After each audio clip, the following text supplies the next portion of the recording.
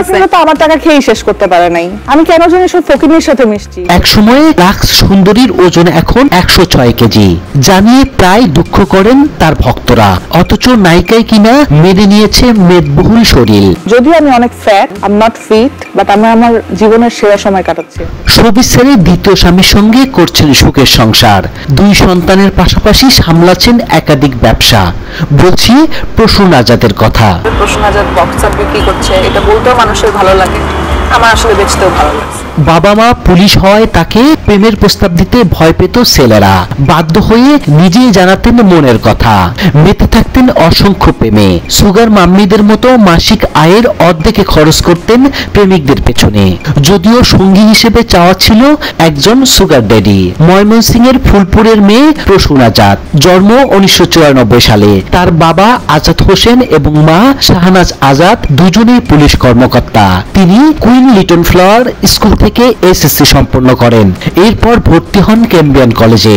বড়লোকের সন্তানের সাথে একই ক্লাসে পড়াশোনা করার কারণে অনেকে ভাবতেন প্রসূন উচ্চশিক্ষিত, কিন্তু আসলে ব্যাপারটা একদমই আলাদা। শিক্ষা জীবনে ইন্টারমিডিয়েটও পাশ করতে পারেননি এই অভিনেত্রী। পড়াশোনার বয়সে টাকা উপার্জন ছাড়া মন দেননি আর কোনো কিছুতেই। অনেক গেঞ্জি কিনছি, প্রচুর গেঞ্জি টেঞ্জি কিনে বাসায় গেছি, শুরু করে দিছি ব্যবসা। 2012 সালে লাক্স সুপারস্টারে নাম লেখান প্রসূন আজাদ। অসংখ্য সুন্দরীদের মাঝে রানার আপ হয়ে শুরু করেন শোবিজের যাত্রা। ক্যারিয়ারের শুরুতেই তিনি নজরে পড়েন গুণী নির্মাতা গিয়াসউদ্দিন সেলিমের। এই পরিচালকের অবকম্পন নাটকের মাধ্যমে দাঁড়ান ক্যামেরার সামনে। মায়াবী মুখ এবং সুন্দর বাচনভঙ্গিতে ধীরে ধীরে মিলতে থাকে জনপ্রিয়তা। কিন্তু এর কিছুদিন পরে বাদে বিপত্তি। অভিনেত্রী রোকেয়া প্রাচীর সাথে দ্বন্দ্বে জড়িয়ে নিষিদ্ধ হন 1 বছরের জন্য। শুরু করলেও ডালিউডের খাতা খুলতে খুব বেশি সময় লাগেনি। তিনি নায়িকা হিসেবে প্রথমে অভিনয় করেন অচেনা হৃদয় নামে একটি সিনেমায়। এরপর বাজিমাত করেন কাজী হায়াতের সর্বনাশা ইয়াবাদি। কিন্তু লাভের গুড় প্রযোজক তুললেও তাকে ফিরতে হয় খালি হাতে। রোদে পুড়ে বৃষ্টিতে টানা 25 দিন শুটিং করলেও পাননি কোনো টাকা। উল্টো পারিশ্রমিক চাওয়ায় দেওয়া হয় মামলার হুমকি, যা থেকে মুক্তি পেতে তিনি সহযোগিতা নেন সুপারস্টার সাকিব খানের। প্রেম ভালোবাসার জন্য রাজা বাদশারা সিংহাসন ছাড়লেও প্রসূন ছাড়েন নিজের কেরিয়ার।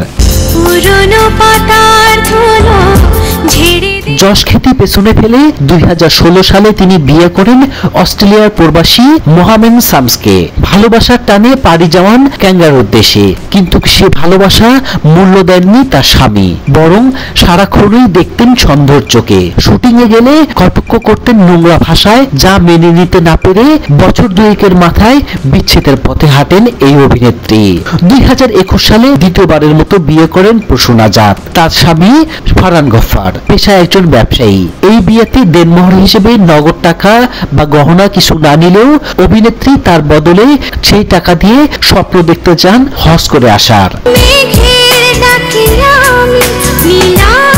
সুখের সংসারে বর্তমানে 2 পুত্র সন্তানের মা প্রসূন। তিনি প্রথমে মা হন 2022 সালে 18 নভেম্বর। এরপর 2025 সালে 27 জানুয়ারি জন্ম দেন দ্বিতীয় সন্তানের। বেশিরভাগ অভিনেত্রীরা প্রেম নিয়ে ন্যাকামো করলেও কোনো রাগঢাক না রেখে প্রসূন অপকটে জানান পরিবারের সবাই পুলিশ হওয়ায় তাকে প্রেমের প্রস্তাব দিতে ভয় পেত ছেলেরা, তাই বাধ্য হয়ে নিজে দিতেন প্রস্তাব। ক্লাস 9-এ থাকতে প্রথম প্রেম করেন অভিনেত্রী। ধরাও পড়ে বেদম পিটুনি খান মায়ের হাতে। আর এরপরে প্রেম ভাঙে পরকীয়তার কারণে। অতিরিক্ত মোটা হয়ে যাওয়ায় প্রায় কটকের মুখে পড়েন প্রসূন, কিন্তু সেসবে একদমই পাত্তা দেন না।